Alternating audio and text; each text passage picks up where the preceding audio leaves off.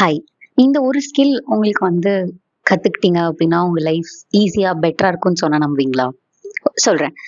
ஒரு பாட்டி தாத்தா இருந்தாங்க. அவங்களுக்கு கல்யாணம் ஆகி 30, 35 இயர்ஸ் ஆயிடுச்சு. அப்போ அவங்க 2 பேரும் தான் வீட்ல இருப்பாங்க.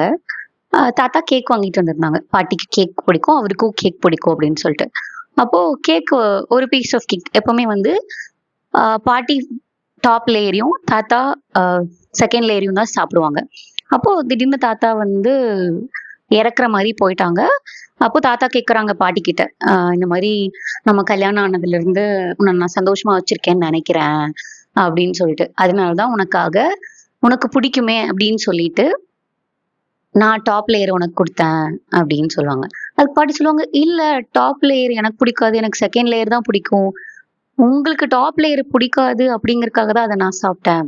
அதாவது 35 வருஷமா பாட்டியும், தாத்தாவும் இவங்களுக்கு அது பிடிக்கும்னு நெனச்சிருக்காங்க. இவங்களுக்கு இது பிடிக்கும்னு நெனச்சிருக்காங்க. 2 பேருமே பேசிக்கிட்டதே கிடையாது. ஆக்சுவலா இது ஒரு விதத்துல சாக்ரிஃபைஸ்ன்னு சொல்லியிருப்பாங்க. நம்ம அவங்களுக்கு அத விட்டு குடுத்தா தான் அவங்க நம்மள ஏத்துப்பாங்க. ஆக்சுவலா அது அப்படி கிடையாது. இன்னொருத்தவங்களால சொல்லாம புரிஞ்சுக்கிறது ரொம்ப கஷ்டம். இல்ல என் ஃப்ரெண்ட் இது எனக்கு புரிஞ்சுப்பாங்க.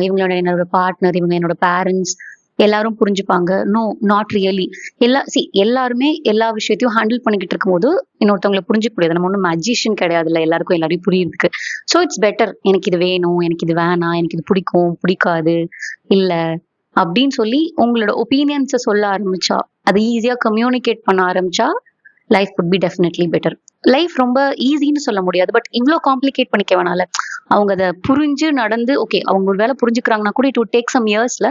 பட் அது இப்பவே நம்ம சொல்ட்டா பெட்டரா இருக்கும்ல எல்லாருக்குமே அந்த லைஃப். அதுக்காக. Good day. பை.